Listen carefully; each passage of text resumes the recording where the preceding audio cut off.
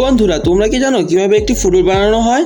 একটি কারখানায় অনেক কারিগর মিলে কাজ করে। প্রথম শক্তিশালী সিনথেটিক লেদার আনা হয়।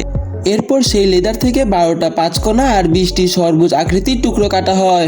এগুলো এক একটা পাজলের মতো। প্রতিটি টুকরোকে যত্ন করে সেলাই করে একসাথে জোড়া দেওয়া হয় যেন গোল বলের আকার পায়। তারপর ভেতর থেকে এক ধরনের রাবারের টিউব যেটা বাতাস ধরে রাখে। শেষে ফুটবলের উপর কোম্পানির লোগো বা ডিজাইন প্রিন্ট করা হয়। তারপর পরীক্ষা পাস করলেই সেটা মাঠে নামার জন্য তৈরি। বন্ধুরা, গল্পটি কেমন লাগলো? গল্পটি ভালো লাগলে অবশ্যই ভিডিওতে একটি লাইক দিয়ে চ্যানেলটি সাবস্ক্রাইব করে দিবেন। বন্ধুরা, তোমরা কি জানো কিভাবে একটি ফুটবল বানানো হয়? একটি কারখানায় অনেক কারিগর মিলে কাজ করে। প্রথম শক্তিশালী সিনথেটিক লেদার আনা হয়। এরপর সেই লেদার থেকে 12টা পাঁচকোনা আর 20টি সরবুজ আকৃতির টুকরো কাটা হয়। এগুলো এক একটা পাজলের মতো। প্রতিটি টুকরোকে যত্ন করে সেলাই করে একসাথে জোড়া দেওয়া হয় যেন গোল বলের আকার পায়। তারপর ভেতর থেকে